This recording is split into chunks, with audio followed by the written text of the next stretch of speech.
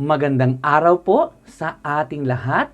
Ito si Teacher Ver, ang inyong makakasama sa ating talakayan sa araw na ito. Ang ating talakayan sa araw na ito ay ang tamang netiquette sa paggamit natin ng ating mga online platforms upang maiwasan natin ang hindi magandang karanasan sa paggamit natin nito. Ang ating paaralan ay kayang makipagsabayan sa mga makabagong teknolohiya sa ating panahon upang maabot ang bawat bata, bawat magulang at bawat stakeholders na maaring makatulong at magiging kaagapay sa pag-unlad ng ating paaralan. Kaya gumagamit tayo ng iba't ibang mga platforms upang maabot ang bawat bata dahil layunin ng ating paaralan na walang batang maiiwan. Ang mga sumusunod ay ang ating mga online platforms na ginagamit ng ating paaralan. Ang una ay ang ating FB page. Ito ang ating FB page. Siguro familiar na tayo sa ating FB page dahil siguro ang bawat isa sa atin ay subscribers dito. Ano ang makikita natin dito sa ating FB page? Ang FB page natin ng ating paaralan ay mahalaga dahil dito natin makukuha ang tamang impormasyon, tamang direktiba, announcement na mahahalaga at mga video lessons na maaring i-share ng mga guro para sa ating mga mag-aaral. Mayroon din tayong tinatawag na grade level FB group. Ito ay isang halimbawa ng FB group ng grade 4. Bawat bata ay member o subscribers ng FB group na ito. Ano ang makikita natin sa FB group na ito? Makikita natin dito ang iba't ibang mahahalagang announcement ng bawat subject teachers na nais ipaabot sa mga mag-aaral. Dito rin nagpo-post ng video lesson ang ating mga subject teachers para babalikan ng mga bata ang mga hindi nila naunawaan sa kanilang aralin. At higit sa lahat, ang mga announcement at mga activities na dapat tapusin ng ating mga mag-aaral. So sa bawat grade level, mula kinder hanggang grade 6, ay meron tayong tinatawag na FB group. Dahil ito ay mahalaga para sa ating panahon upang bawat isa sa atin o bawat bata ay maabot ng bawat group, ng bawat guro ng ating paaralan. Mayroon din tayong tinatawag na group messenger sa bawat section at sa bawat baitang sa bawat grade level ng ating paaralan. Ito o ang layunin nito ay para maabot ang bawat bata sa ating paaralan upang mas madali makausap ng mga bata ang mga subject teachers sa kanilang mga katanungan o sa kanilang mga queries tungkol sa mga activities sa bawat araw. Kaya meron tayo nito upang mas matulungan ng ating mga mag-aaral na madali silang ma-assist sa kanilang mga katanungan. Mayroon din tayong tinatawag na Google Classroom. Ang Google Classroom ay ginagamit upang makapag-post ang mga subject teachers dito upang ang mga bata kapag nais nilang balikan ang mga aralin na hindi nila nakuha ay maaari nilang balikan dito sa ating Google Classroom. At ang madalas na ginagamit ng bawat teacher o ng bawat guro ng ating paaralan ay ang tinatawag nating Google Meet. Ang Google Meet ay nakakatulong upang makita ng harapan ng mga mag-aaral ang kanilang mga guro. At higit sa lahat, ang mga guro ay maaring makapagpakita ng kanilang mga video lessons or PowerPoint para sa ikatutulong at ikauunlad ng mga mag-aaral sa kanilang pag-aaral. At dahil sa modernong teknolohiya na ginagamit natin ngayon at ng ating mga mag-aaral, hindi natin maiiwasan na minsan ay nakakaranas tayo ng hindi magandang karanasan sa paggamit natin ng mga online platforms na ito. Katulad halimbawa ng tinatawag nating cyberbullying. Ngunit ang mga bagay na ito ay maaari nating maiwasan kung maalam tayo at meron tayong tamang paggamit o yung tinatawag nating tamang netiquette sa paggamit natin sa mga online platforms na ito. Ibigay ko sa inyo ang ilan sa mga tamang netiquettes na maaari nating isa-isip at maituro sa ating mga mag-aaral upang maiwasan natin ang anumang hindi kaaya-ayang karanasan sa paggamit ng ating mga online platforms.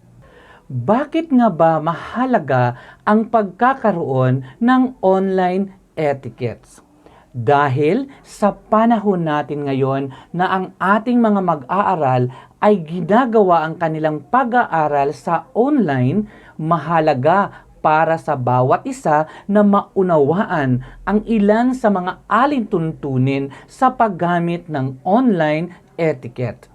Ito ay makakatulong sa klase o sa mga mag-aaral upang maituon ang kanilang isipan sa mga talakayan sa klase at matuto silang rumispeto sa kapwa.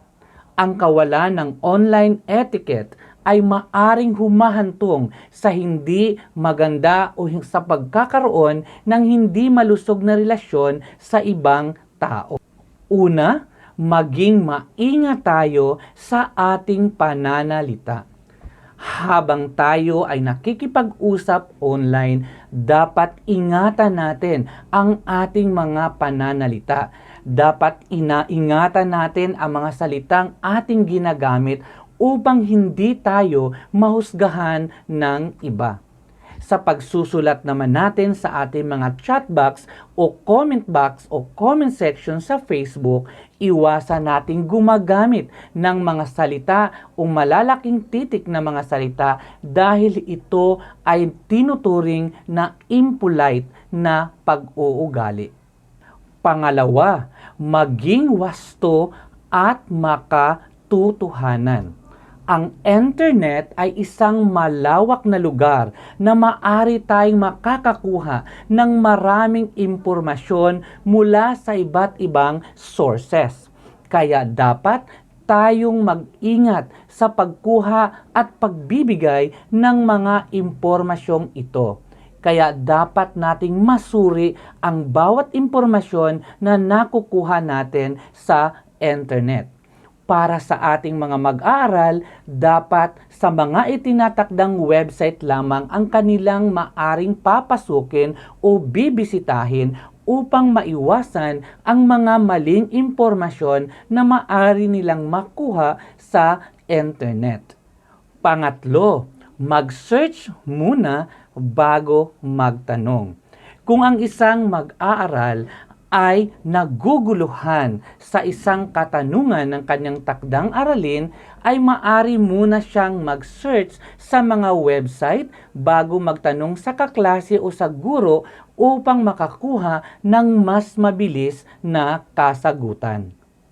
Pang-apat, huwag gumamit ng nakakasakit na biro. Sa pagbibitaw natin ng mga biro, lalo na sa online, dapat nating tandaan na katulad din sa face-to-face ay dapat nating iwasan. Ganon din sa pagsusulat natin sa ating mga comment section sa Facebook o sa chat box upang maiwasan natin na makasakit tayo ng damdamin ng iba. Bawat isa sa atin ay mahilig magbiro. Kaya lang, dapat nating isa-isip na ang mga salitang nabibitawan natin ay wholesome lamang at hindi nakakasakit ng damdamin ng iba. Panglima, respetuhin ang privacy ng iba. Ang trato natin sa privacy ng iba ay katulad na paraan na nais din nating itrato tayo ng iba. Huwag nating ibigay ang mga impormasyon o personal na impormasyon ng ating mga kaklase o kaibigan kung hindi tayo humihingi ng pahintulot mula sa kanila. Pang-anim, dapat nating respetuhin ang opinyon ng iba. Dapat nating isaalang-alang ng bawat isa sa atin ay merong magkakaibang opinyon sa isang bagay. Ngunit palagi nating isaisip na kahit man magkakaiba tayo ng opinyon at pananaw, ay maari pa rin natin silang irespeto kung ano ang kanilang pinaniniwalaan. Kahit man tayo ay nasa online class, hindi ito nagbibigay sa atin ng permiso na hindi tayo rerespeto sa opinyon ng iba. Tandaan natin ng ating online classroom ay classroom pa din. Kaya dapat pa rin nating magiging sensitibo para sa opinyon ng iba. Pang-7, huwag gamitin ang chat box ng sobra. Ang chat box o comment box ay ginagamit upang ang bawat isa sa atin ay magkaroon ng makabuluhang pag-uusap online. Gamitin natin ito sa paraan na matulungan natin ang bawat isa. Huwag nating gamitin ang ating chat box o comment section sa ating mga group chat or FB page o FB group na hindi related sa mga topic at hindi nagbibigay ng tamang impormasyon para sa iba. Pang-8, ang tinatawag nating edit. Ang pag-i-edit bago ipadala ang mensahe ay isang pahiwatig o isang mahalagang gawain upang masiguro mo na tama ang iyong ipinadadalang mensahe. Kailangan lamang nating basahin ng ilang ulit ang ating mensahe bago ito ipapadala. Ito ay sapat lamang upang maiwasan natin ang pagkakaroon ng pagkakamali. Anuman ang ating ibinabahagi online ay magiging bahagi ng ating digital record. Mahalagang isaisip natin ng online classroom ay sa katotohanan ay isang silid-aralan pa din, kung saan kinakailangan mong mag-aral, dumalo sa klase at makilahok sa mga talakayan. Kaya dapat nating isaalang-alang ang mga tamang netiquette habang tayo ay nasa ating online class.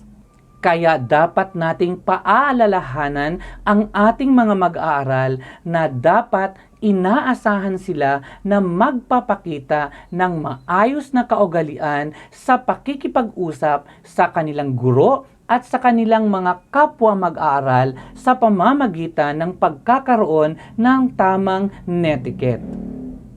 Ang ating paaralan ay gumawa at nag-collaborate ng isang alituntunin na maaring gawin ng ating mga mag-aaral sa loob ng online class. At ito ang tinatawag nating LIPS, L-I-P-S. L stands for listen o pakikinig.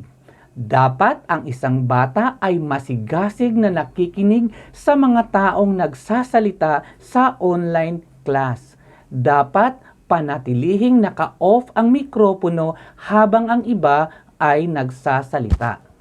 Letter I, interaction o pakikibahagi o pakikipag-ugnayan. Maging mabait at maging bukas ang isipan. Makikibahagi sa mga talakayan sa klase. Pindutin ang raise button kung nais magsalita.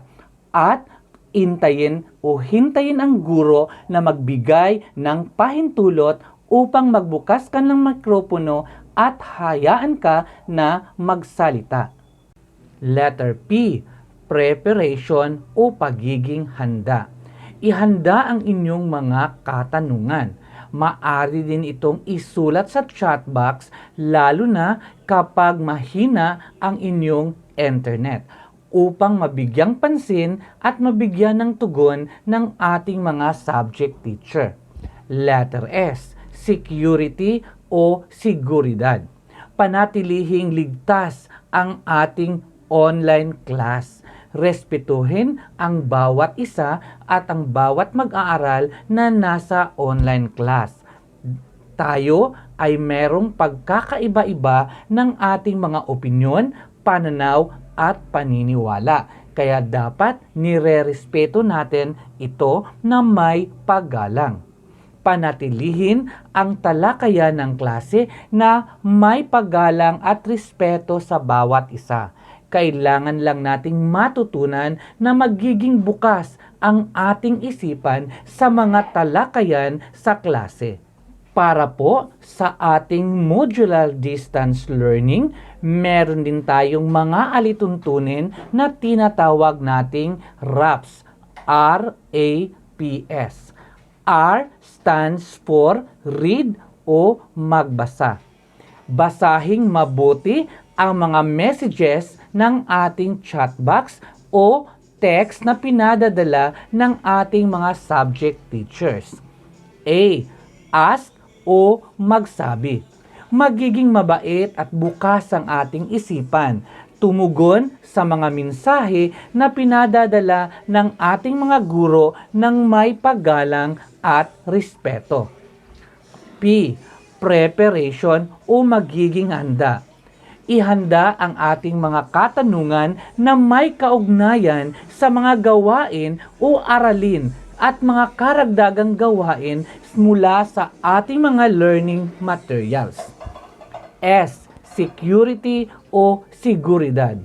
Iwasan nating isama o maisama ang ating mga anak sa ilan sa ating mga group chats dahil may mga usapin o katanungan o talakayan na hindi nababagay para basahin ng ating mga anak. Mag-ingat tayo sa mga salitang ating binibitawan at mga bukabularyo na ating ginagamit sa ating mga talakayan sa ating mga group chats. Dapat may respeto ito sa relihiyon, kultura at pagkakakilanlan ng bawat isa sa atin. Ang online na komodidad ay may mga nakatagdang panuntunan na tinatawag nating netiquette. Ang mabuting netiquette ay ang pakikilahok sa online class na may pagre-respeto, paggalang na siyang ipinakikita natin sa mga actual na silid-aralan na meron tayo.